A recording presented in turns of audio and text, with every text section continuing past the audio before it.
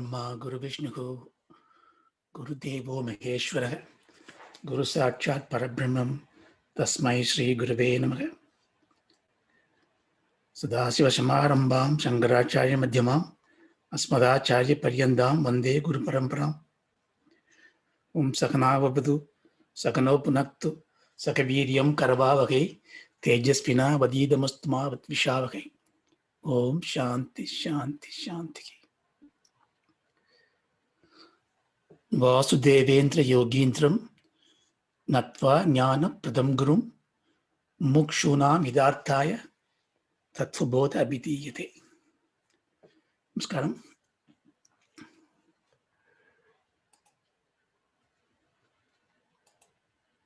So, we are in the Maha Vakya Vicharam.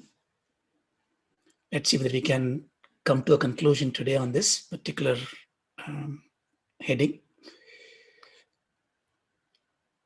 Nanu sahankarasya kinchit jnanasya jivasya nirahankarasya sarvagya ishvarasya tattvamasi ita maha vakyat katham abheda buddhi siyat ubhayo vriddha dharma akaranat tattvat. So this is what we saw, that I am the jiva with ahankaram, which is a false notion of identity, that I am the embodiment, with a kinchit jnanam, with very limited knowledge. On the other hand, as the Vedas say, nirahankarasya, without any false notion of the self, this effulgent parabrahman, sarvajnasya. So he's a Ishvara, he knows everything. So such a polarity of differences, how can these two be abhedam, be without any differences by these words, by the sentences of Mahavakyas, Tattvamasi. So this is what the question, and the teacher said, iti chet, if you say so, nah, that is not the case. So this is what we have to now inquire a little bit more in detail. And the reference is the Mahavakyas. The Mahavakyas are the Vakyas which from the Vedas the scholars have chosen to signify a very profound statement. Especially in Advaita Vedanta, the profound statement is that which shows the non-difference between Paramatma and the Jivatma. So there are differences in the interpretation across the Vedantic schools. We will also touch upon those differences and see how do we navigate those through intellectual scrutinies and perceptions, because our goal is not to be stumbled upon those vada vivadas, but to go beyond that and to see what will give us that happiness that we are seeking for. So I will give the tenet of it, what we are talking about from the Vedantic perspective, and especially Advaitic Vedantic perspective. And then we see those thorny points that we need to navigate through.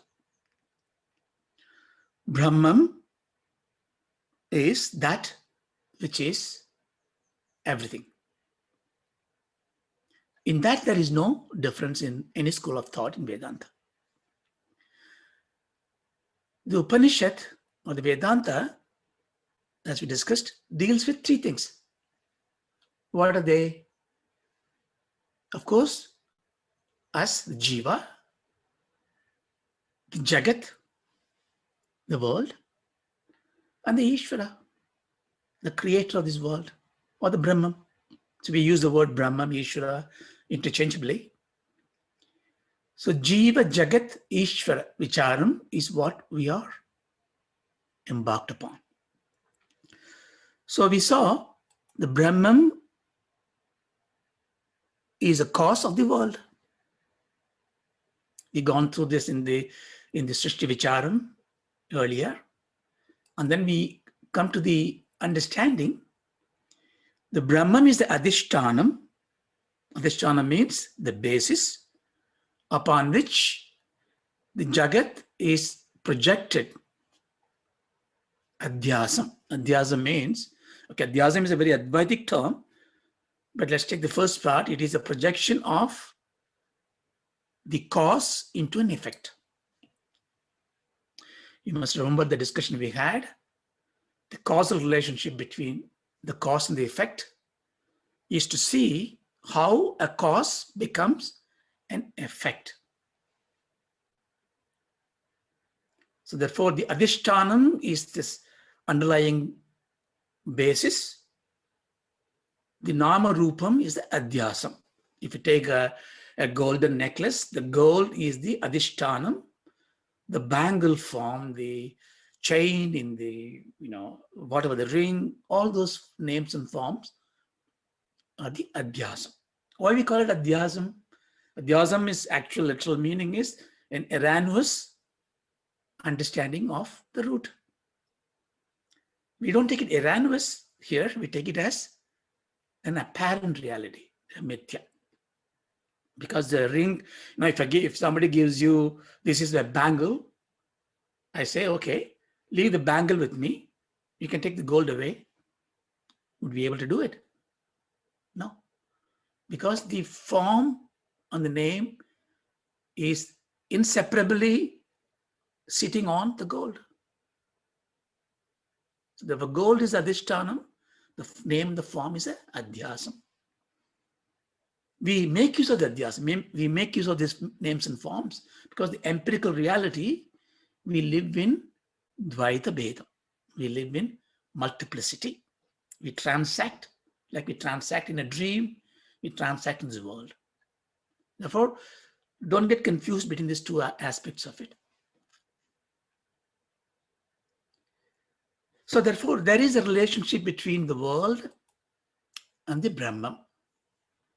The most obvious relationship, most interesting relationship for a scrutiny in a scientific terms is the causal relationship. Because there are a lot of relationships we discussed in the Vedanta. The most prominent one is the cause and the effect. So therefore, Jagat is an effect of Ishvara, the cause. Just now we saw this Bhagavad Gita, Vishwarupa Darshanam. What is Vishwarupa Darshanam is Karya Darshanam. You don't see the God. Of course, Arjuna was very, very lucky. You see God. But the God teaches him, don't try to see me because I am not seeable.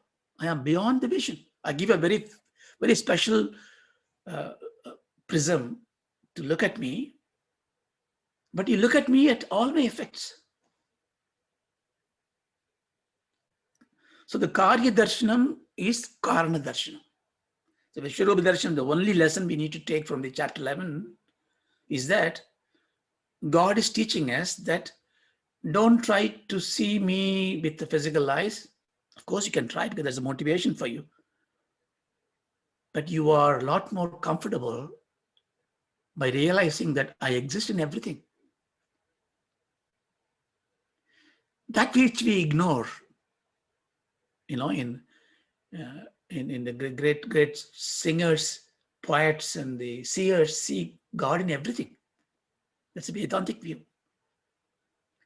So for ordinary mortals, even among the ordinary mortals, the most revered, valued mortals like Arjuna had an opportunity to ask the question.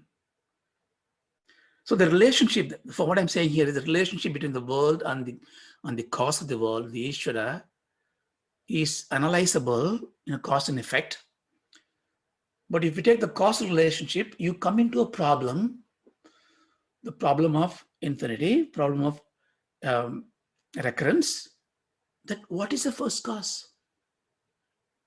Therefore, science comes into a point of singularity and very reluctantly but eagerly accepts, yes, everything stops at a point of singularity.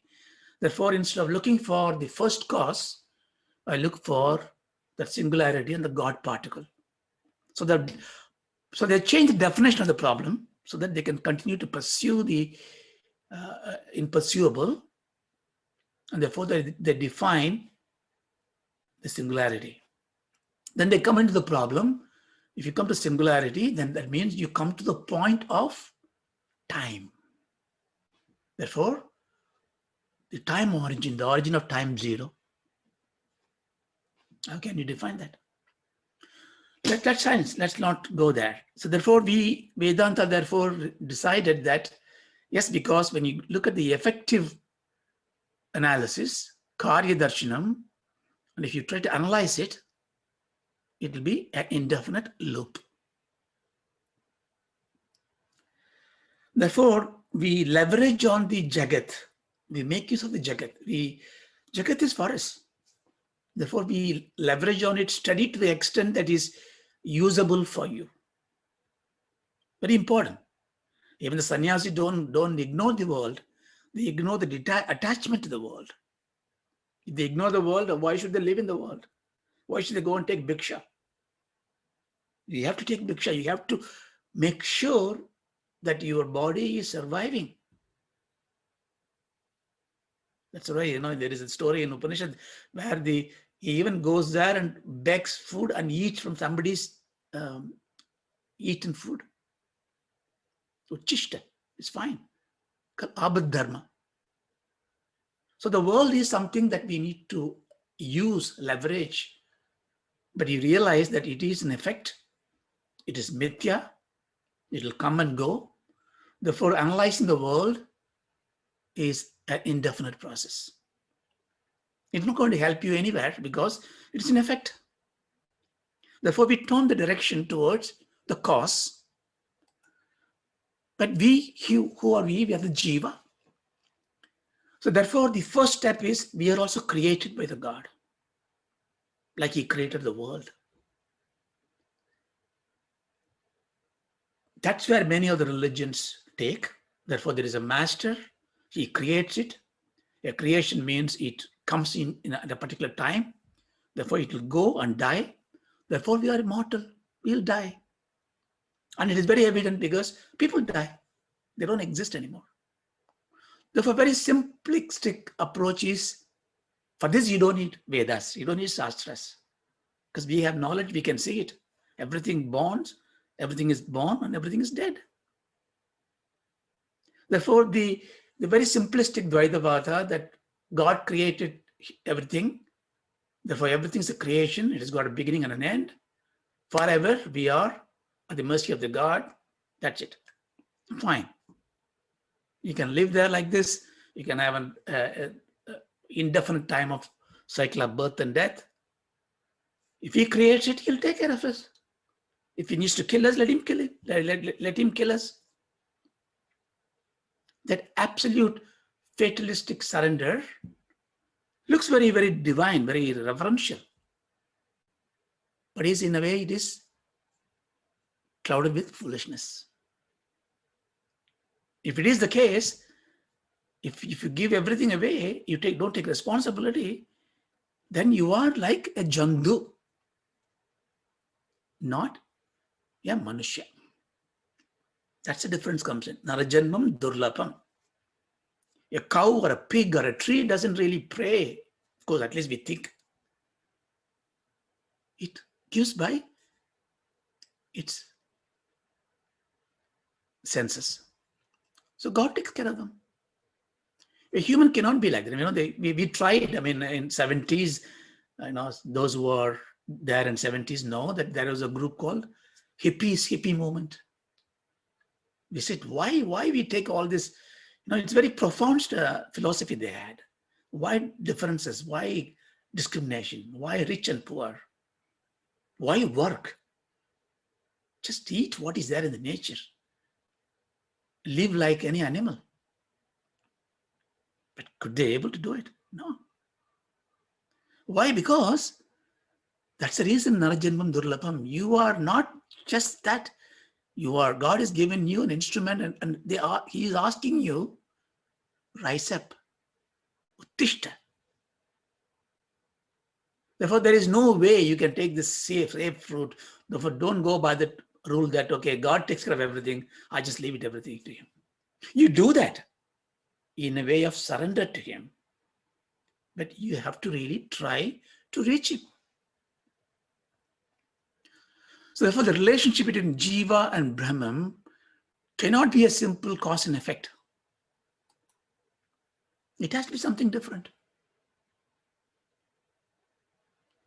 Therefore, be brave to ask the question, what is that relationship? Now, how do we discuss it further? Okay, you take a relationship. The world is full of relationship, is it not?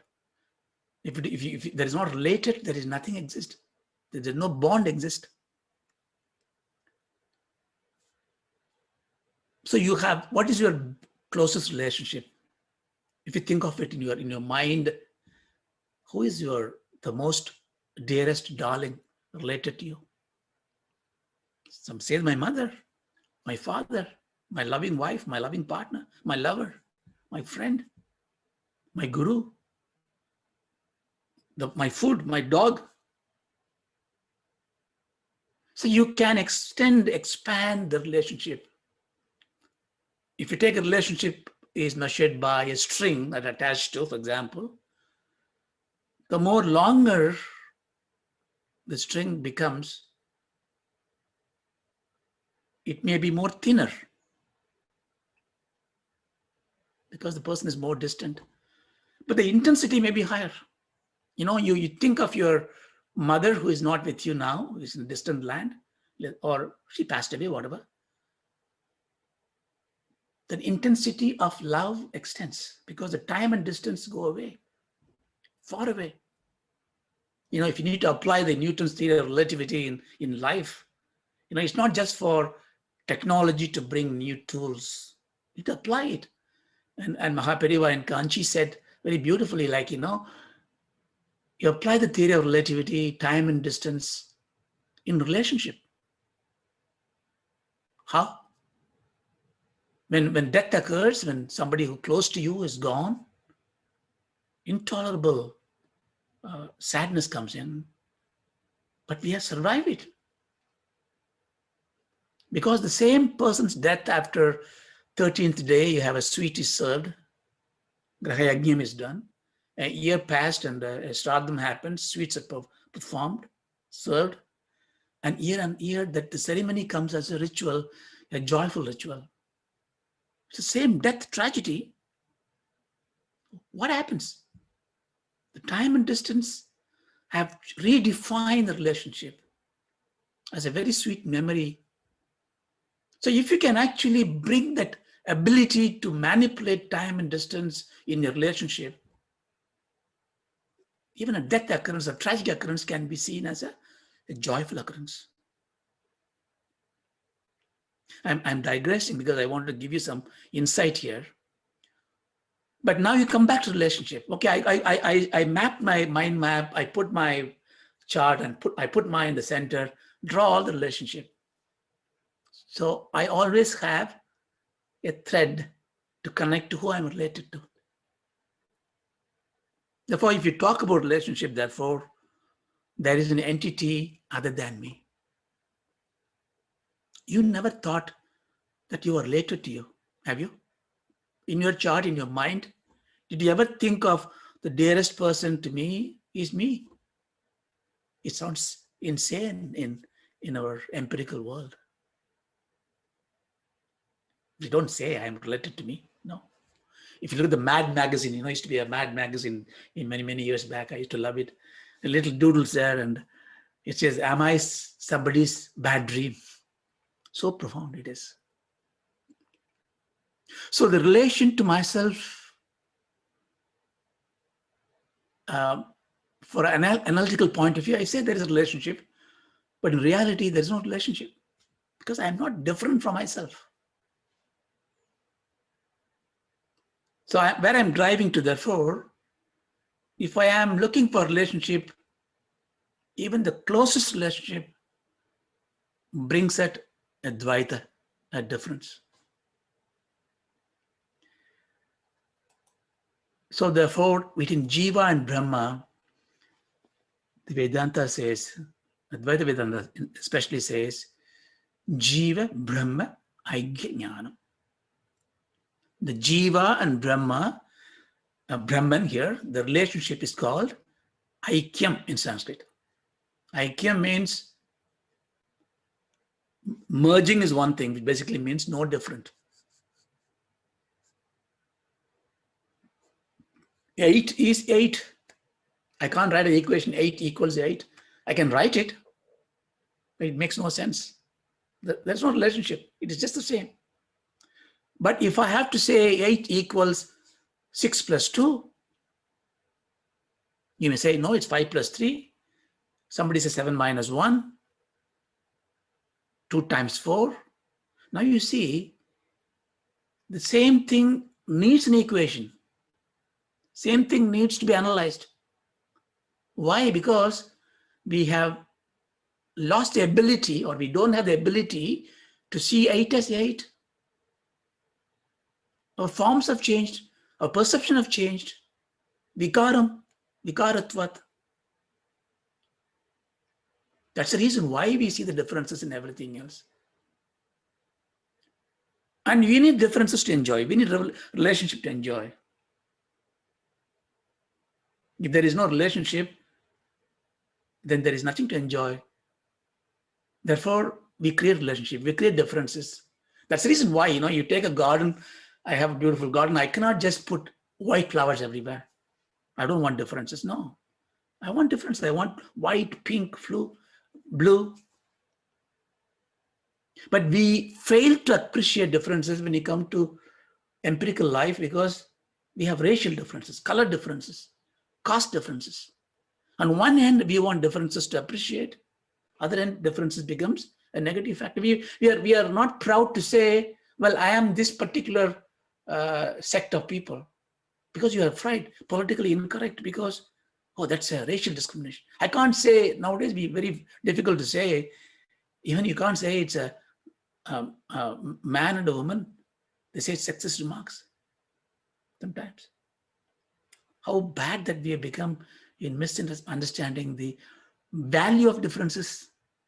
Differences ought to be celebrated, provided they are treated as reverential, respectful, valuable, equal. Therefore, this is why the difference comes in. I would ignore Dvaitam. I would just take into Vedantic two supreme approaches we need to understand. Of course, the Advaita Vedantam, it's not Shankara's creation. It is what Shankara's brought out from the other gurus, like Gaudapada's proposition. But the Aikyam is seen by Ramanuja called Visishta Advaitam. He also sees a relationship, but he does not say it that it is completely one and the same, but they are organically linked. Therefore, he put up a number of things, especially, he didn't say it, but I think the subsequent people have cataloged into Saptavida Anupapti. 7 different questions he asked about the Advaita Aikyam. And subsequent acharyas, like Vedanta Deshikar, the very great philosopher, writes what's called Saptadoshini, 100 untenable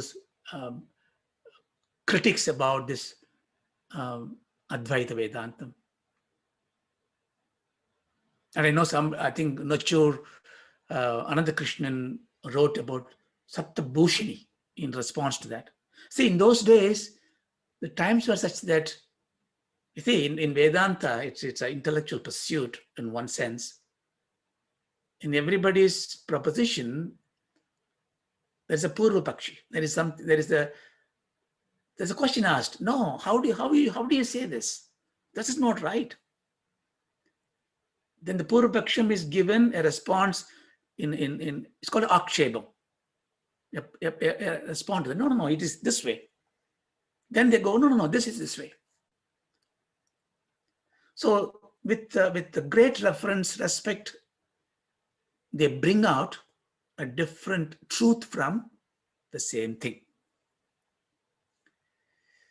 But in this, there is an emotion involved, and there is always, people like, like me with very little knowledge, and they come and take a stand and say, oh, this is it. It's called Jalpavada. This is it.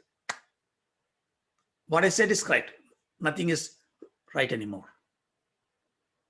And there are some who comes and say, I know what is right. Everything else is wrong. I don't need to know. It's called Vedanta.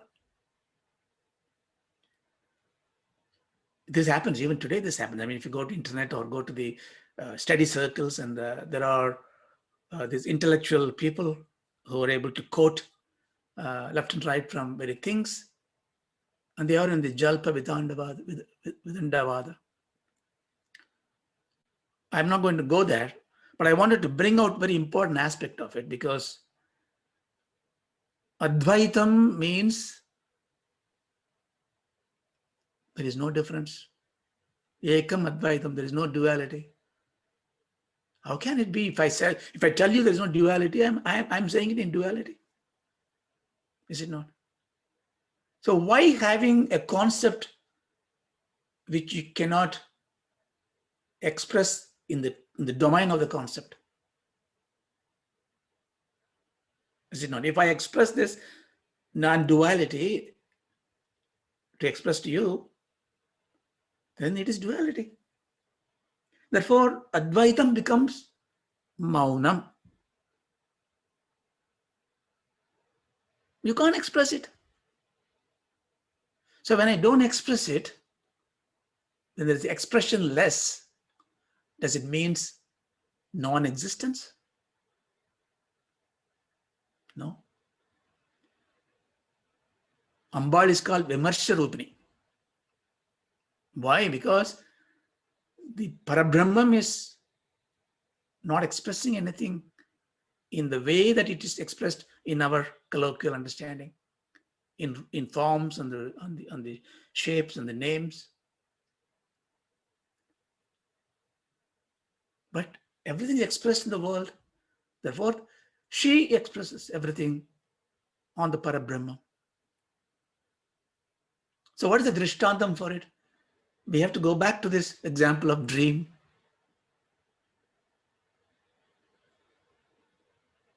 The Brahman, imagine you are the Brahman, you are sleeping, a dream comes in. The dreams in the mind creates everything else. Everything is created by this mind. Therefore, when I am able to see the dream and also know that I am dreaming, I'll be the Sarvajnan. I'll be the Ishvara, because I have the control of the mind. I dream, I know I am dreaming it. Therefore, I'm able to see the dream state as a non-reality, because I know that I am dreaming it. This can only be an example. I cannot do that. I cannot go to bed that I say, I'm going to dream today. And the dream happens, I look at the dream. I cannot do, because I have no control of this avidya, this maya. Whereas if Ishvara, the part of the Brahma who is having the ability to see that the dream happens at his presence, he or she is in control. The dream ends, dream can be collapsed, dream can abide. When it abides, it becomes Advaitam. When the dream is not there, when you have this complete deep sleep, you are in Advaitic state. And is it the moksha? No. This is the Advaita Avastha. Avastha means that is imposed on you to endure it without any knowledge why it happens. God is giving you that avastha, advaita avastha, that you are just be everything, but you don't know it. Those who learned it, this is possible to have that thing, they try to define the advaita lakshana, advaita bhava in all aspects of life. In any relationship, when you take in a husband or wife, and when they were in sambhogam, when they are together physically, spiritually, mentally, they get ecstasy at the time where they don't difference at all. When you go to the great devotees, when they look at the God and worship it, at some stage, that moment, God is not there. You go to Tirupati, you go through all the queue and stand there in front of the Lord Venkateshwara, and the Deeparthana is showing that you close your eyes. What happened? You have to open the eyes and see it, because there are only a few seconds they let you in there. You need to grab as much. But that you want to be just one with the thing. Advaita Bhava. So there's an Advaita Avastha imposed on us. Advaita Lakshana, Advaita Bhava is what you try to mimic. Here we are learning about Advaita Jnana. What is it? So what has done, the compassionate Ramanuja has done, because he was a parobakari. I stress on this because a lot of questions came on the same concept. I want to give you a leveling ground. All this is great. But what happens that you, without realizing the truth of it, and you are expressing this idea, you live in an empirical world. You live in differences. So therefore, if you try to have an Advaita Bhava and give up everything, all the dharma, and you take the jiva, this embodiment is the God, everything is ruined. You are not ready, you are not preparing, you're not going anywhere. Dharma the Kala Chakra is gone. Therefore, he took the view, forget about the state in which Paramarthika Satyam is there. Let's look at the empirical world. I am a jiva. I want a jiva karunyam. I need to do my embodiment in this world to guide people to go towards liberation. Therefore, so he completely agrees. Brahman is everything. Jiva is part of Brahman. Aikyam, jiva aikyam. From the empirical point of view. But here in the Advaita Jnanam, we are going to go a step ahead, because we're going to say, yes, I have to be organically linked to this God as an empirical world. Therefore, my only choice to accept this Visishta Advaitam. But when I finally reach the stage, that aha moment, I just lost myself.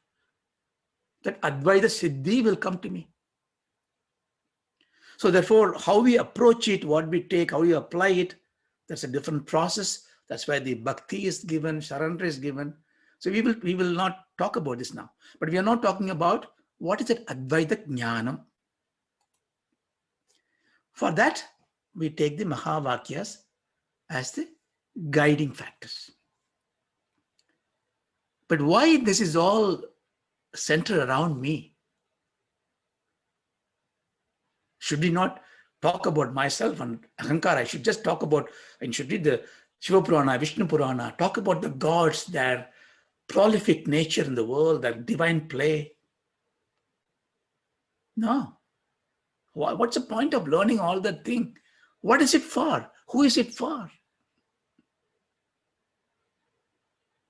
If it is not for me, I don't need to know. If it is for me, they are objects of experience for me.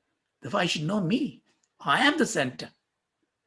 In those days, they used to say, the Sanatana Dharma, those seers do not know that the world is rotating around the sun, solar system rotates around the universe, everything is going around.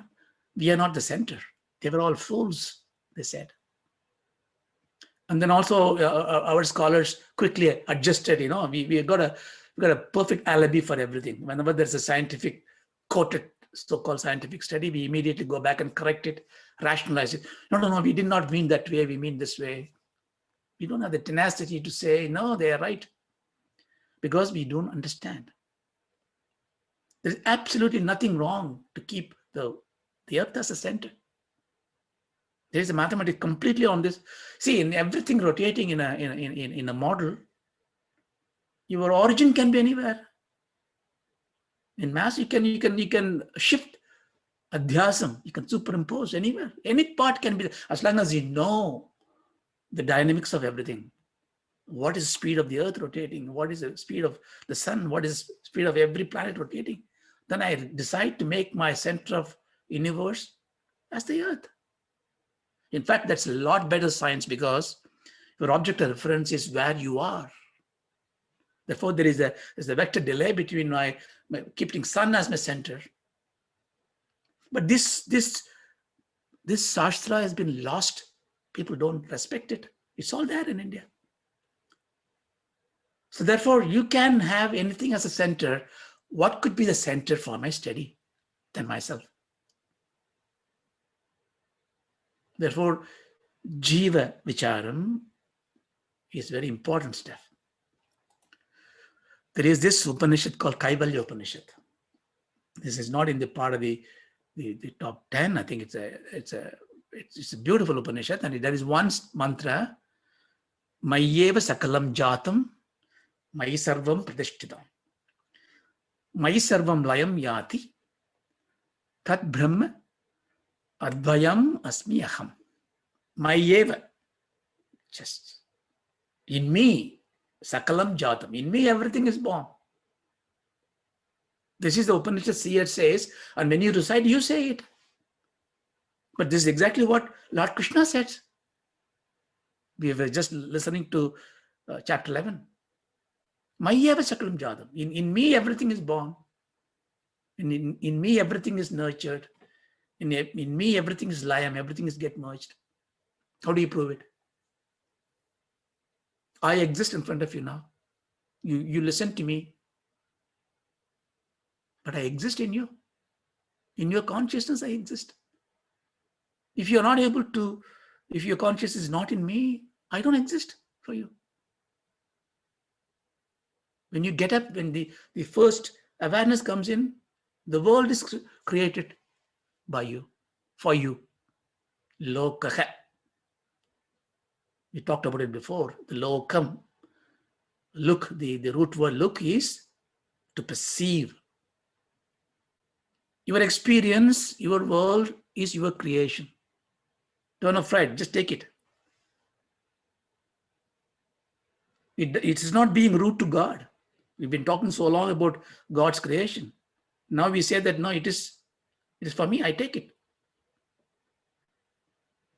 When you say that, when you take it, you take the responsibility for it. What is the practical use? All the time we should think about what is the practical use for me in day-to-day life. If you say Mayyeva Sakalam Jatam, because of me, in me, everything is created for me. If you believe in it, you should believe in it. You should have Shraddha. You take the ownership for it. Therefore, all this fear, all this tragedy, all this anger is what you created. Is it not? Therefore, you are able to take the rein back to your control of any situation, that if I see this, Bhatram Karnebi, Shunami Devaha, we know Shantipada, we say, may I hear good things, may I see good things. And we pray to God, please let me always see good things. So God is not going to create something good for you, because after all, what is good? What is bad? There's nothing good, nothing bad. Some say the weather is bad today. Weather is not bad. Weather is just doing what it's supposed to do. Your mind is not seeing it good. Is it not? It is not. There is nothing bad in this world, nothing good in this world. It is that you make what is good. You make what is bad. You see, this gives you power. So therefore, If you hold, this is what Krishna is laboring to say in all these chapters. Arjuna, take control. Your power is that you can define what is good and what is bad, provided you have to do what you have to do within your Swadharma. Of course, Krishna, Arjuna is, is in our side, and he hasn't got that. Why am I not able to see it? Why am I seeing a kama krodha lopam? And he says, yeah, now you come to the point, stop all this Vedanta now. You need to be clear in your mind that your mind is an absolutely pure prism that see as it is, because you can't see as it is. We've gone through this again, how the I see. What I see is not what you see.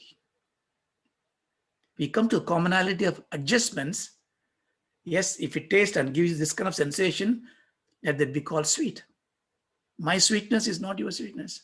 My yellow is not your yellow. But thank God, God is giving you some gross denominators which we can compare it and say, okay, this is what it is. So we all live in approximation. That's why a pure scientist will never say, this is it. This may be it. Ahankari says, I know it, I say it, I wrote it. That's why even the great rishis don't say, I wrote it, I see it. Somebody sent a very good message, drishti, drishtas. Rishis are the seers. It is not to say that therefore apurusheya is that something. See, when you say something, the sound goes into the air. It's a sinusoidal curve. It just decays slowly. The amplitude goes down. The phase changes. We say after some time you don't hear it. Therefore, it is gone. It's not actually gone. It is an indefinite decaying curve. If you have a listening apparatus somewhere, a transducer, a transcoder, a radio, which can tune it such that you can listen to. You see the long wave radios, you can see Akashavani, you tune it, and then you hear the sound. So the radio is not a seer. The radio tunes it, a beautiful music comes out. Somebody has already said. Now, when you are a seeker, a learned person, when you realize that I am getting ideas are not, you didn't create the ideas, right? You can't say I create the idea. Idea comes to a mind. The great people say, an idea comes to my mind. They don't say, I went and procured an idea or I created an idea. No, idea came to my mind. So you are basically submitting that I am a reservoir or a receiver, a radio, I am the radio. An idea comes to my mind. You have a very good radio, you tune it, you capture it. Idea exists.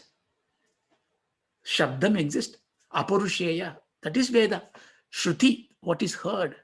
It's not just hearing by ears, seeing by eyes, everything. So what exists there, that's why scientists call it discovery. Technology is invention. Invention is a tool, come and go. Science is all about discovery. What is already covered, you discover it. So the ignorance is there as a blessing. See, ignorance is, again, I use the word, English word here, I think, what's the time? Okay. So ignorance here is not having the knowledge is ignorance, right? Okay. So now you have you dream, right? You have a dream. So after the dream is over, you know about the dream, you have knowledge about the dream. But before dreaming the dream, do you know about the dream? No. Because you were ignorant of the dream. But that very ignorance is what gave you the dream. I'm telling you something very insightful. Just grasp it. Generally, ignorance is not knowing something. A knowledge comes in, ignorance goes away. Here I am saying, not I'm saying, here I am quoting what the Vedas say.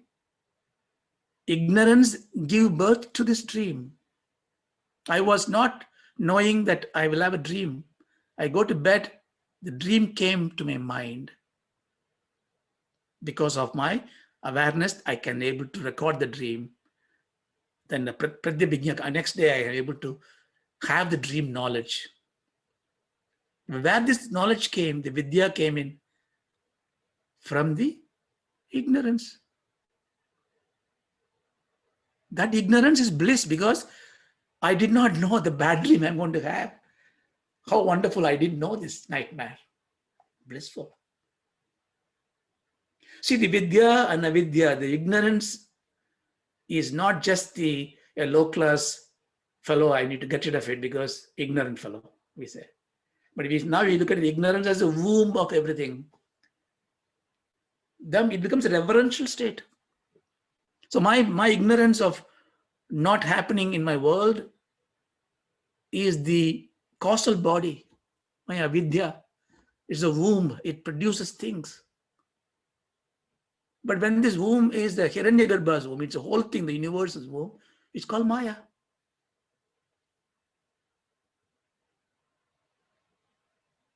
So therefore, this is, I can take mine as the center of attraction for it. Every effect is happening by this Maya. But you cannot see the Maya. See, when you see a magician do magic, again, I give an example. You are not strictly allowed to say examples which is not quoted in Vedas because it'll lead into trouble. But just for clarity, I just give you this example. So you see a magic and you say this is magic because it is not true. But do you see a magic actually? No. You see the effect of the magic. The guy does, they show you some cards and think something and suddenly you see that effect. But where is the magic? Magic is not there, but it is there because you can see the effect. Anirvachaniyam. There's no need to be ashamed to say it is indescribable. And many scholars, very adamant scholars, were very hesitant. How can Shankara says Anirvachaniyam? You can't even define that. The theory is no good. No, indescribable. How can you define infinity? Anything indefinable, put infinity. So sometimes you don't need to know. You don't need to, what I'm saying, therefore, is, do I need to therefore study the Maya? Write the questions, argue about it? No, because it will be gone. When it is gone, when you know the truth, Maya is gone. Avidya is gone. So why am I searching for something which I don't need to know because it is not reality? In that sense, reality. So when you take that approach, the aikyam happens. In the jnanam, remember, so you will have that moment. Yes. I can't explain to you. Anubhuti. But when it comes literature, thought, course, understanding, you have to really take all those people to go into this one. So the best way to do that, look, you are organically linked. It gives you a focus. It gives you methods, steps. I take 5 more minutes. So therefore, Kaivalya Upanishad here, the example therefore is to say that I am going to study myself. And the Maha Vakya is what we saw. Then we saw the Maha Vakyas in the last class. The Upanishad there are a lot of Upanishads. And we only take those that the Acharyas have taken effort to explain this. It's very important also to understand because, these days, even when people, I know a book and somebody written, I think, Paul Grimes writes a book and it's called Upanishad because he he sees that a particular teacher has given him a knowledge. The knowledge is so profound for him, therefore that's an Upanishad. Even other religions also write Upanishad on their principles. Because it becomes very easy, because if Upanishad is what teaches you the truth, therefore if I write something and call it Upanishad, that will be the truth. So there is a danger there. The danger is not just today, it happens in over the years. Even there are a lot of Upanishad, there's a Ganapati Upanishad, profound Upanishad, beautiful Upanishad, but it is about Ganapati Upasana. There's Hanumat Upanishad. There's Upanishad about Durga, Bindu Upanishad, about the Bindu Sri Chakra. So there is a particular deity, particular form of worship, particular Upasana. There are Upanishad written, added to the list, and they are there. Or they're not good? Yes, they are very good, very referential, very teaches you that what you need to know. But here we are talking about Upanishad, the truth that is appealed to the entire humanity. There is no particular God formation, Brahman. And those are the Upanishad which we talked about it, Aitareyam, Kaushitaki, Taitriyam, Kathopanishad, Svedasha Upanishad, Brahadaranyaka Upanishad, Isha Upanishad, Chandogya Upanishad, Mandukya, Muntaka, Prasanna. So there are 10 Upanishad, the Upanishad that Shankara wrote. There's also claim about Svetasha Upanishad. It's not the 10 of them, which is also written by Shankara. I don't know about that, but they say. But in this Upanishad, the truth is all about the Brahman. You don't need to have any religious mindset. I said, very, very careful what I said. You don't need a religious mindset, but you need to have a religious approach to this. Religious approach is to have the method by which you become pure, you become wiser, become cleaner. So you need to follow a religious approach. But it is par-religion, it is supra-religious. So on that, Tattvamasi is a Maha Vakya given, and it comes in Samaveda.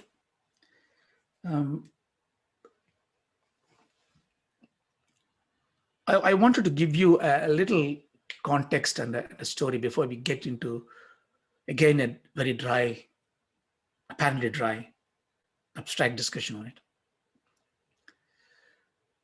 So the Chandogya Upanishad comes from Samaveda.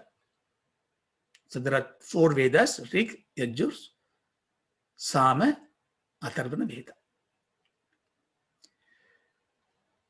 There is a saying that Vyasa is the one who compiled it. Vyasa is, the Vyasa itself means one who compiles, who collects it and compiles it. So Vedas may be many, much more. But what Vyasa has given to us in 4 compilation. Rig Vedas or the Veda mantras, which has got a certain structure to them. Certain meters and certain structure. It's a poetic verse.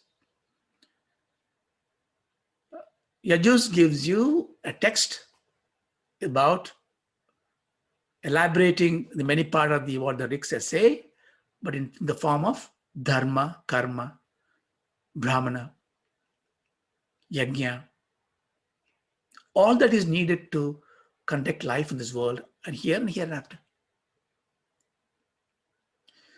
Samavedas, I'm just giving a very general gist, okay? So you can of course read all this in the books. Samaveda takes the Rig Vedas, Rig mantras, Rigs, and give it in a very poetic way. If you take, for example, you know what is a Sahityam and a Sangeetam. Sahityam is everything about the poetry, about the singing, all the meters, thala, layam, raga, arogana, avarogana. But you can't read it. You need to convert that into a Sangeetam. If say Rig Veda is a Sahityam and Samaveda is a Sangeetam, he takes it and then makes into a singing form. You see, in those days, there is no Xerox, there is no tape recorder, there is no, you need to really memorize it, keep it there alive. The only way to keep it alive is to make it interesting for you. Therefore, it gives you a certain liberty to versify them, musicalize it, sing it. And there are so many grammar in it. And I'm not an expert on it. I just give you, for example, niruktam means clarity. So if you sing, Om Bhur Bhuvasva Tatsavidurvarenyam, everything is very clear, spashtam if you say, or in Samaveda if you sing it, it's called niruktam, very clear singing. The words are very clear. But it is, Vedas allows you, sometimes you don't need to have very clear singing. You need to have only the tonal aspect of it. It's called aniruktam.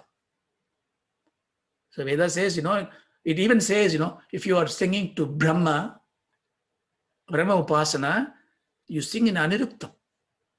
So they will not say, give clarity in the words. They will just go through the resonance of the, I love to listen to also when the mosque, when they do this Quran, when they think this, it's like a Samaveda. They give you kind of a resonance. You forget the words, you just layam. Mritu. There are so many ways. So Samaveda is a musical way of singing the rigs. So in a way, rig is adhishtanam. This is the aropam. So in the Samaveda, Chandogya Upanishad is an Upanishad. This Upanishad name comes from the Chantas. So there are 8 chapters. The first 5 chapters are Upasana. Upasana, see, very important to know. Upasana, in Vedas, there is no word called Bhakti. It's all Upasana. In Vedic days, there is no Shiva, Vishnu, Rama, Krishna, Muruga. It is Brahman. Aksharobhasana. Na charayiti akshara, which does not move. Akshara means forever. So the first gift of gap is it's called gift of the gap, speaking. No life form can speak. I can speak. The man wondered. So the word came out. So that is a power he's got. Therefore, Upasana is therefore through the Vedas, through the words. Bible says the word comes in first. So the Akshara Upasana, so therefore you worship the word with the word. Of course, in later, the words got arthas become the meaning. Therefore, I can say Krishna, Rama, then I can have a Vigraha Murti I can have. Therefore, I got a lot more tools now. I don't need to really depend on a word. I can have a Murtam. I can have if my Ishtadevata is Ganesha, I can put a Ganesha picture. I can do Upasana. So we are a lot more comfortable. Like, today you have so many tools like, iPhone, iPad. You can do so many things in so quickly. But in those days, all this is not there. Everything is in the word. So the Upasana, how to do the Upasana? Because, what is no point in learning the Jnanam, getting all these things, if you're not able to handle it. Sometimes some of the mantras, they don't teach you. I can't go there and say, look, teach me Lalita Sahasranamam in detail. No, great Guru said, no, just recite it and be happy. Because if you want to really learn it, you must be able to handle it. It's like, it'll pour the, burning coal in your hand. Can you handle it? Your mind has to be prepared for it. So Upasana is about preparation. So there are a lot of things in the Upasanas, they talk about it. Then chapter 6 to 8, he gives Brahma Vidya. So the Jnanam comes in. Brahma Vidya is Brahman. You can say Jiva Vidya, Atma Vidya, because we are going to make the equation there. Whether I can say 8 or 6 plus 2. So that's in the 3 chapter. 6, 7, 8, 3 chapters. Then in the Brahma Vidya, the 6th chapter is called Sat Vidya. Sat here is not sad. Don't read it in English. Sat Vidya. Sat means that Brahma Vidya. This is about understanding what is Sat. Vidya, here, I think Upanishad takes the form, they have the best method of teaching. Basically, they say, when you read a text, it gives you hypothesis, questions in your mind. You go back and read it. But if the same text is given as, which I love it because it makes it as a question and answer. It's a question and answer. Somebody asks, somebody answers. So it repeats. So therefore, all the Upanishad, or at least most of them, have got a question and answer session. And there's a story behind it. Today we don't have time. Maybe next class we can go through this particular story here. So Sadvidya here, chapter 6, which we are going to understand very briefly, is about a session between a father and a son. Rather, I would say a guru and a shishya. The guru is his name is Aruni Udhalaka Gautama. Aruni is his grandfather's name. Udhalaka is his name. Gautama is his Gotra. His son is Shvetaketu. So the discussion between them is a story that gives birth to the articulation of the Maha Vakya. Then the Bhuma Vidya is a chapter 7. It's a chapter in which a similar discussion happened between Narada and Sanat Kumara. Don't ask me whether it's a true or false. It doesn't matter to us. It gives the context. The great Narada, who is the great Upasaka, we call it Bhakti now. Narada means Bhakti because the word Bhakti came in even Bhagavad Gita, only 2 or 3 places Bhagavan uses the term Bhakta. Otherwise, it's called Upasana. It's same, exactly same thing. When Vedas say Upasana, it's telling you Bhakti. So don't worry about that. So Narada got very confused, disillusioned. He goes Sanat Kumara. Sanat Kumara teaches Brahma Vidya to him, called Bhuma Vidya. Then Narada becomes very elevated. Now he uses Upasana as the means in the Dvaita Beta to get the Advaita Jnana. And then he goes around and one day he meets Vyasa, who wrote everything, right? Brahma Sutra, everything. And he was disillusioned. He was because this is very important insight, because this Advaita Jnana, the Vedanta Jnanam is great. But if it is not encapsulated in bhakti, in surrender, it's becomes a pain because you can't handle it. Because you are not having the layam with the Brahman. You have an identity that I am Vyasa. So Narada goes to him and tells him, okay, Vyasa, I know the problem now. You know everything. You have Jnani. But you have not really soaked the Jnanam into bhakti. Therefore, he induces him to write Puranas, Bhagavata Puranas. So that origin comes from the Bhuma Vidya. So that's a discussion goes on in that one. On the 8th chapter is Prajapati Vidya, where the Vidya is between Prajapati and Indra.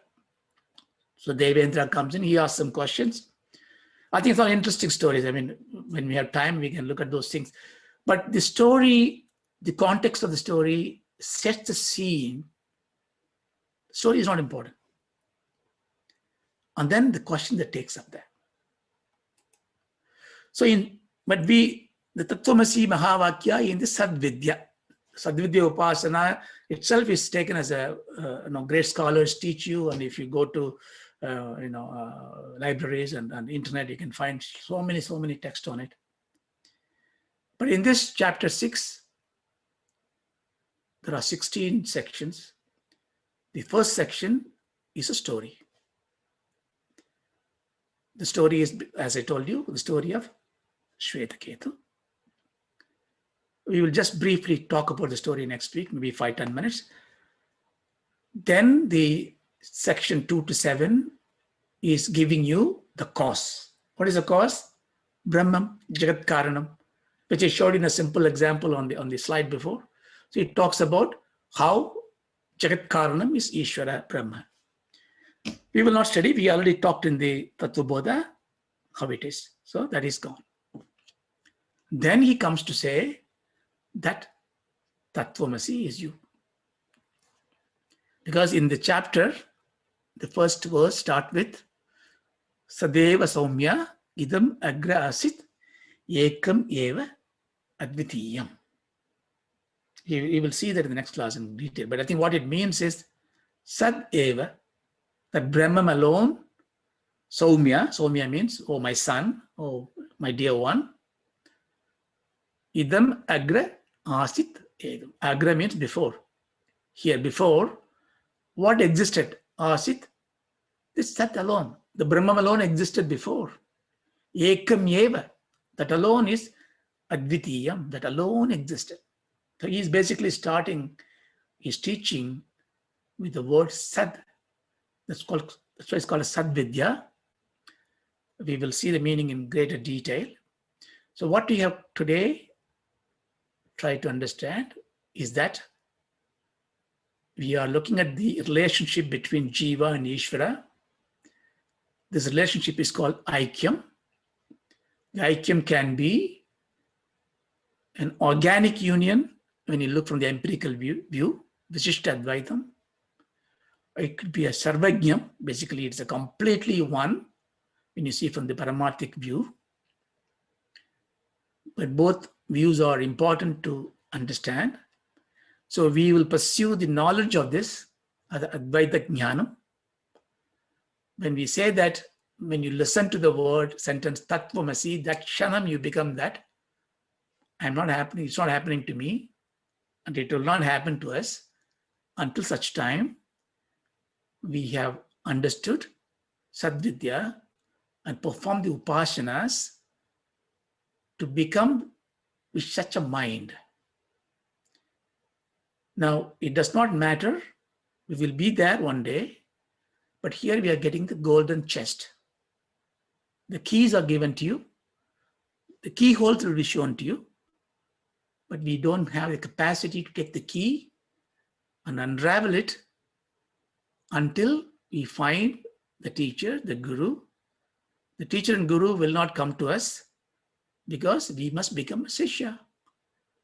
Therefore, we can say Shankara is my guru, Kanchi Periva is my guru, Jiva is my guru. Yeah, but you can say he's a guru, he's an Acharya only. He can be a guru only, he takes you as a Sishya. Or whoever is giving you take a Sishya. Therefore, it is our responsibility, instead of just looking for a guru, that we change ourselves to be an able Sishya. So all this that we are doing now in these classes and in this satsang is not seeking the guru. It is the God's responsibility, because what God is going to give you, he's not going to give you money and all this, he's going to give you a guru. Therefore, when you go to God, you can say, give me a guru. Stop it there, let him take responsibility, he will direct you to the right gurus. But we take responsibility to change ourselves to be an able, willing Sishya. So I would stop it there. Om Shanti, Shanti, Shanti. Maybe I will ask today our Mumbai Bala sir to say the Shanti Padam.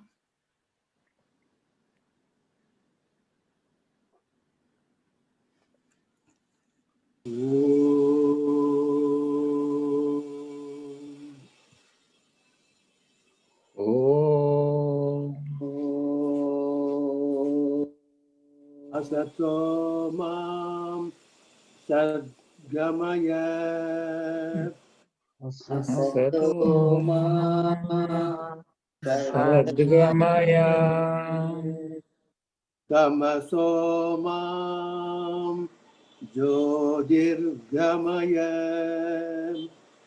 Tamaso ma jyotirgamaya. Mrityormam amridam gamaya. Mrityurma amritam gamaya. Om Shanti, Shanti, Shanti. Om Shanti Shanti.